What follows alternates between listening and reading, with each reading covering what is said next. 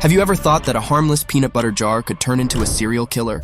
And how did it develop into a deadly danger that led to a lasting food safety mystery? It was the year 2009, and the whole country was in shock. A massive outbreak of a dangerous illness called Salmonella typhimurium was spreading like wildfire, and it was traced back to the products of Peanut Corporation of America. It's another salmonella warning from the government, and this time, peanut butter is the suspected culprit. It was as if a dark cloud had settled over the company, leaving it bankrupt and broken. The worst part? 900 people were poisoned, and 9 lives were tragically lost. How did a seemingly harmless jar of peanut butter become a deadly weapon? And how did this twist of fate change the course of a company and its owners forever?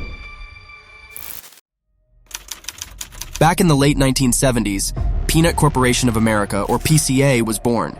They were all about processing peanuts and making spreads and snacks that people loved. But little did anyone know, behind the scenes, a dangerous storm was brewing. It was a family affair, run by a man named Hugh Parnell and his 2 sons. They started by making peanuts their specialty, but as time went on, things changed. The company was passed on, sold, and eventually Stuart Parnell, one of the sons, took the reins again in 2000. But under Stuart's leadership, something changed. It was as if the company lost its way. Food safety, which should have been a top priority, started to take a back seat. They started cutting corners, ignoring warnings from inspectors about cleanliness in their facilities. In 2008, they even sent out peanut butter that was tainted with dangerous bacteria to schools and hospitals. This tainted peanut butter found its way into everyday products like cookies and ice cream, unknowingly putting people's lives at risk. The peanut butter brand is recalling after a salmonella outbreak. As a result of that outbreak, 9 people died, and the aftermath was devastating. This outbreak of Salmonella typhimurium was one of the worst food-related illnesses the United States had ever seen. It triggered the largest food recall in the nation's history. Thousands of products were pulled from shelves. PCA had to close its doors, filing for bankruptcy in 2009. A total of 9 lives were lost, and a staggering 900 individuals, spread across 46 different states, found themselves battling a cruel fate. These were no ordinary numbers. Among those affected, half were innocent children, their lives disrupted by an invisible menace. This chilling saga was driven by a relentless foe, food poisoning. People from all walks of life fell victim to its grasp after consuming tainted goods. The Centers for Disease Control and Prevention, CDC, stood witness to this catastrophe as they meticulously documented the horror that unfolded. Shockingly, among those who dared to fight back, 23% found themselves confined to hospital beds, their strength tested to the limit. Yet, these staggering figures only told part of the story. Behind every reported case, a shadow loomed for every one person who bravely sought help. It was believed that another 38 silently endured their suffering, their struggles hidden from the world. Amidst the chaos, a beacon of hope emerged. A coalition of dedicated investigators, both in the lab and in the field, worked tirelessly to unmask the truth. Their quest led them to the heart of the matter, revealing the sinister sources behind the suffering. Peanut butter, peanut paste, and peanut meal, products that once brought joy, were now the agents of misery.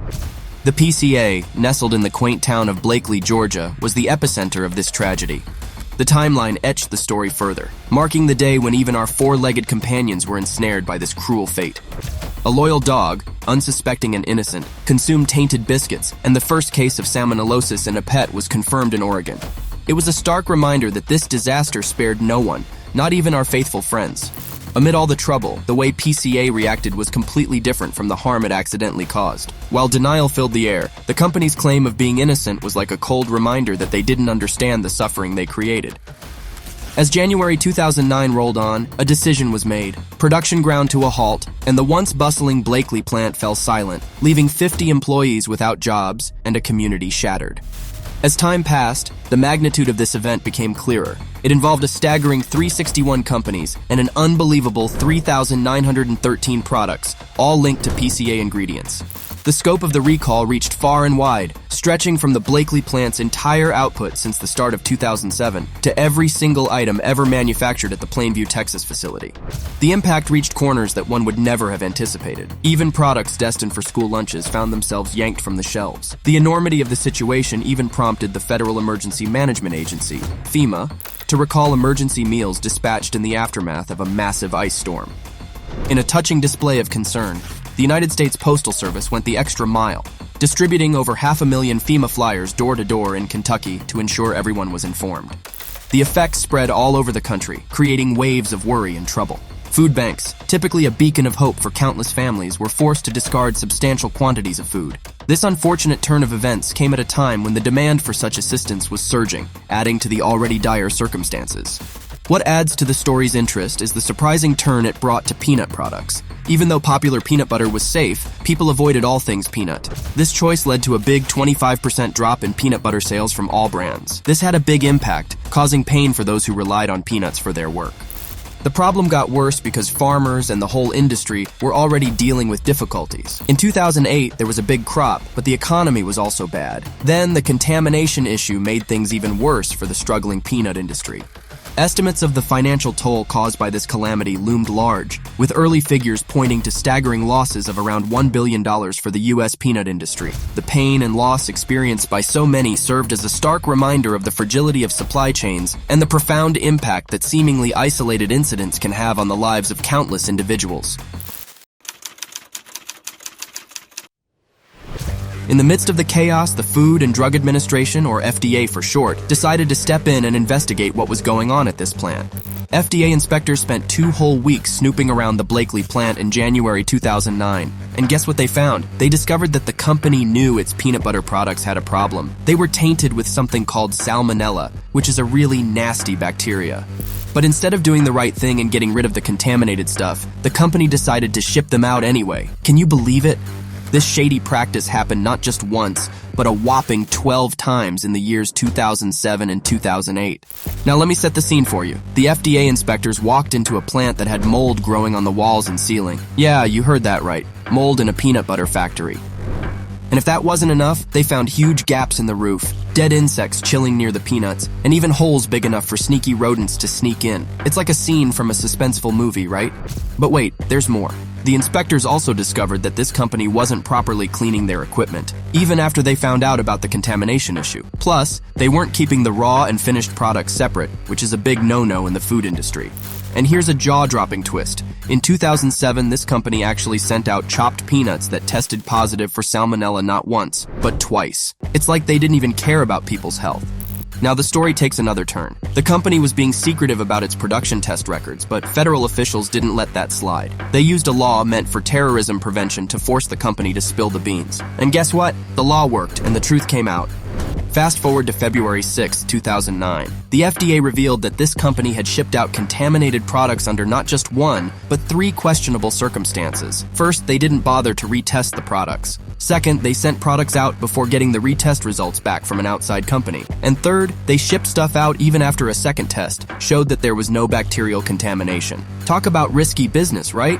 Experts in food safety chimed in, explaining that Salmonella could be lurking in pockets of peanut butter, making it a real sneaky villain. Even if some parts of a batch tested negative, others could still be infected. In that case, the whole batch should have been tossed out. It's like playing a game of chance with people's health, and that's just not okay. Now let's fast forward a bit more. Documents spilled the beans on February 11th, revealing that this company was shipping out products before even getting the results of Salmonella tests. And guess what? They stopped using a private lab because they kept finding contamination. Talk about a red flag, right? Oh, and get this. A lab tester spilled the beans to a group of important people, saying that this company actually knew about Salmonella at their plant way back in 2006. It's like they were hiding a dark secret all along. In a courtroom battle that echoed with tension and betrayal, the Parnell brothers found themselves facing a barrage of legal charges back in September 2014. This wasn't just a case of breaking a few rules. It was a symphony of conspiracy, fraud, and a host of other federal offenses. The intensity of the situation was palpable, as these accusations held the power to reshape lives forever. As time passed, Stuart Parnell felt the burden of the law. The months went by, and by July 2015, things got worse. Federal authorities didn't hold back, suggesting a sentence that would span a lifetime for Stuart Parnell. The gravity of the consequences hung in the air, the reality of potential life imprisonment casting a shadow over his fate. Yet the courtroom drama wasn't solely about the Parnell brothers. 2 figures emerged from the shadows, Daniel Kilgore and Samuel Lightsey, former managers at the PCA plant. Their choices led them down a path of admission, pleading guilty for their roles in the tangled web of events. In a surprising twist, they became witnesses for the government in the 2014 trial. Their stories could change the case's course, mixing apologies with requests for mercy. On February 13, 2009, just a day after Texas recalled their products, Peanut Corporation of America made a shocking announcement. They were shutting down for good and declaring bankruptcy. This move came as a surprise to many, and bankruptcy lawyer Andrew Goldstein explained that since all their plants were closed and they couldn't continue operations, liquidation was the only option they had. The decision received criticism from Consumers Union. They believed that filing for bankruptcy was a way for the company to avoid legal action, protecting them from liability lawsuits. However, the truth is that the bankruptcy filing only puts a temporary hold on any claims against the company, and it doesn't completely shield them from the consequences of their actions. It was a tough situation, and the aftermath of their actions continued to linger, impacting many lives. This turn of events marked a significant moment in the company's history. The downfall was swift, and the consequences of their actions were far-reaching. The decision to shut down and declare bankruptcy was a dramatic twist that left everyone wondering about the future repercussions and how justice would be served in the wake of such a troubling situation. And when the dust settled, Stuart Parnell was sentenced to a staggering 28 years in prison. He also needs to pay a jaw-dropping bill of $12.2 million in restitution. Michael Parnell, Stuart's brother and the VP of sales at PCA, received a 20-year prison sentence and a colossal restitution bill of $8.8 million. And then there's David Kilgore, who received a 10-year prison sentence and a hefty restitution payment of $4.4 million. But that's not the end of the story. The victims of this Salmonella outbreak were not going down without a fight. A fierce legal battle erupted in civil court, with the PCA owners as the targets. The outcome? A jaw-dropping $127 million settlement that aimed to bring some solace to those who suffered. Do you believe history will repeat itself, or companies will rise above and make a change? Let me know in the comment below. Hit that like button and hit the bell notification and subscribe for the next crazy story.